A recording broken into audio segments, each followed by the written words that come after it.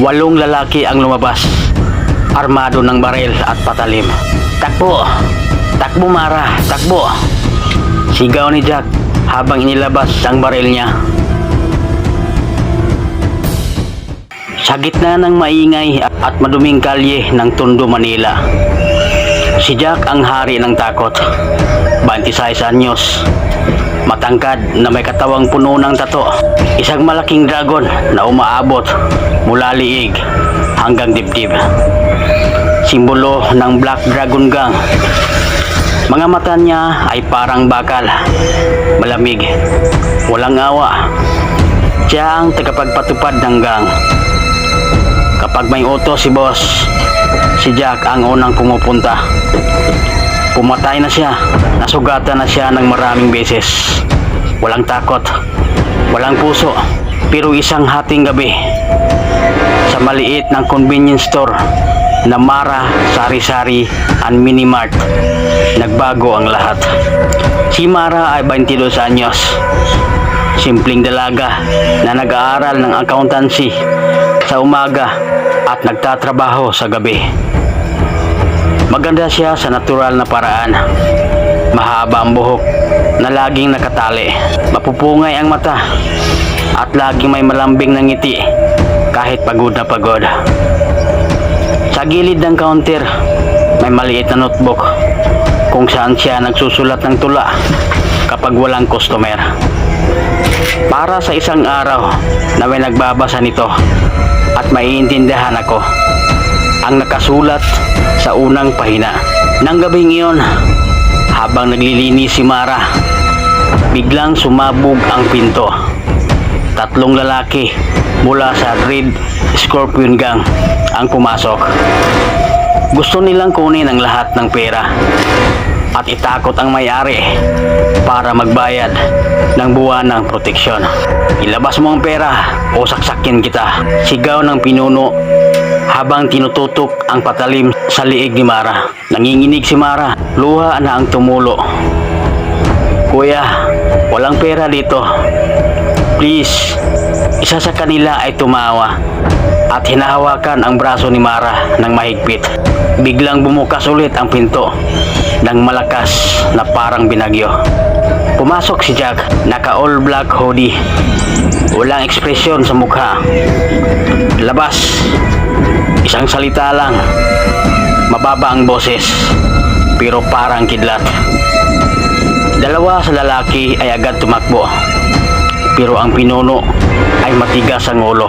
Tinangkahan niyang saksakin si Jack. Sa isang kisap mata, nasa sahig na ang lalaki. Duguan ang ilong at labi. At si Jack ay nakatayo pa rin na parang walang nangyari. Isang malakas na sipa pa ang binigay niya bago lumingon kay Mara. Mula noon, nagbago ang buhay ni Jack. Araw-araw, dumadaan siya sa tindahan. Hindi siya bibili ng kahit ano, basta titigilan niya si Mara ng ilang segundo. Titingnan kung ligtas pa rin ito. Tapos, aalis ng walang salita. Si Mara, sa una, natakot. Pero pagkalipas ng 1 linggo, natutong umiti na siya. Isang gabi, nang walang tao at umulan ng malakas, naglakas loob siyang magsalita habang inaabot ang isang tasa ng mainit na kape. "Kuya, salamat sa dati. Kung hindi ka dumating, baka hindi ako kuya mo," putol ni Jack. "Jack na lang. Jack," ulit ni Mara. Parang sinusubukan ang pangalan sa labi niya. "Bakit mo ako tinutulungan? Hindi mo naman ako kakilala." Hindi sumagot si Jack, pero sa loob-loob niya, alam niyang may problema na. Si Mara ang unang taong nakatingin sa kanya na parang tao, hindi halimaw. Unti-unti, naging rutina nila. Si Mara ang nagdadala ng pandesal at kape tuwing hating gabi. Si Jack naman ang nakaupo sa harap ng tindahan sa isang lumang plastic chair na dala niya mismo. Kapag may lasing na nangungulit kay Mara, isang tingin lang ni Jack ay tumatahimik agad ang lahat. Isang gabi, habang umuulan ng malakas at natigil ang kuryente, pumasok si Jack sa loob ng tindahan. Umupo sila sa sahig, magkatabi, sa liwanag ng maliit na emergency lamp. "Matakot ka ba sa dilim, Mara?" tanong niya. "Oo, simula nung bata pa ako. Parang ang daming multo sa isip ko," sagot ni Mara habang nanginginig. Tahimik sila sandali. Tapos, biglang nagsalita si Jack. Sa unang pagkakataon na mahaba ang sinabi niya. "Ang mundo ko ay puro dilim din, Mara. Puro dugo, sigaw at takot. Pero pag nakikita kita, parang may maliit na liwanag na sumisilip. Hindi ko alam kung bakit." Si Mara ay napatingin sa kanya. Sa mahinang ilaw, nakita niya ang mga piklat sa kamay ni Jack, ang tato at ang mga matang puno ng sakit na sinusubukang itago. "Jack, sino ka talaga? Bakit parang ang bigat ng buhay mo?" "Masama akong tao. Marami akong nagawang masama. Pumatay na ako para sa gang. Nasaktan ako ng maraming beses. Kung alam mo lahat, tatakbo ka palayo." Hindi tumakbo si Mara. Sa halip, inabot niya ang kamay at hinawakan ng mahigpit ang kamay ni Jack. "Hindi kita iiwan.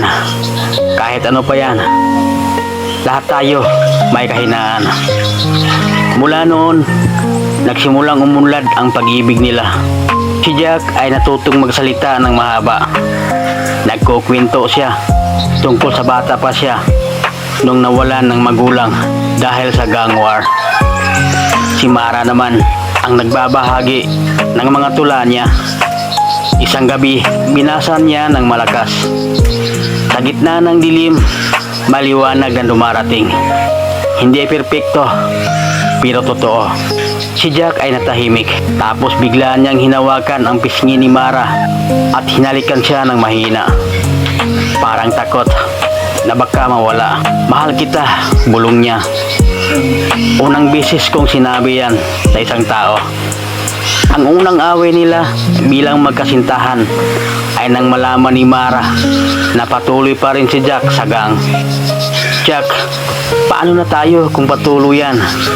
Ayokong mawala ka. Para protektahan ka. Kapag umalis ako, papatayin nila tayong dalawa," sigaw ni Jack. Nag-away sila ng malakas sa likod ng tindahan. Si Mara ay umiyak. Si Jack ay umalis ng galit. Pero pagkalipas ng 2 araw, bumalik si Jack na may daladalang bulaklak na binili sa palengke at isang maliit na teddy bear. "Sorry," sabi ni Jack. "Natatakot lang ako na mawala ka." Niyakap siya ni Mara ng mahigpit. "Kaya nating baguhin to, Jack, ng sama-sama." Pero ang tunay na pagsubok ay dumating nang malaman ng Red Scorpion na si Mara ang weakness ni Jack. Isang gabi, habang naglalakad sila pauwi mula sa tindahan, biglang may 2 black van na humarurot. 8 lalaki ang lumabas, armado ng baril at patalim. "Takbo! Takbo, Mara! Takbo!" sigaw ni Jack habang inilabas ang baril niya. Pero si Mara ay hindi tumakbo. Hinawakan niya ang kamay ni Jack. "Sama-sama tayo." Nagputukan.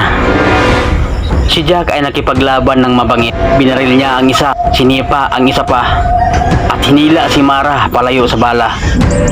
Pero isang bala ang tumama sa balikat ni Jack, isa pa sa hita. Duguan na siya, pero hindi siya tumigil. Sa isang madilim na eskinita, nagtago sila. Si Jack ay nahihiga na, hingal na hingal. Duguan ang damit. "Jack, huwag kang susuko." Nanginginig na Sabi ni Mara habang pinipindot ang sugat niya gamit ang damit niya. Ngumiti si Jack ng mahina. Kung mamamatay ako ngayon, okay na kasi minahal kita ng totoo.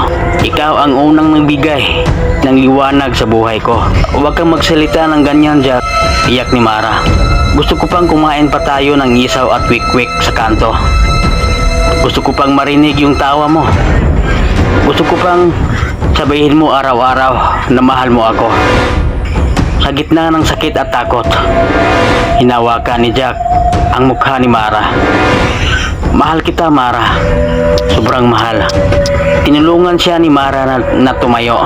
Tumawag sila sa isang kaibigan ni Jack na hindi pa ganap na nasa gang. Natakasan nila ang mga kalaban ng gabing iyon. Pagkatapos ng insidenteng iyon, nagdesisyon si Jack na iwan niya ang Black Dragon Gang. May malaking away sa loob. Halos magkaroon pa ng shootout sa abandonadong bodega. Si Jack ay nakipaglaban sa dating mga kasama niya para protektahan ang pag-alis niya. Nasugatan siya ng malala, pero nakalabas siya ng buhay.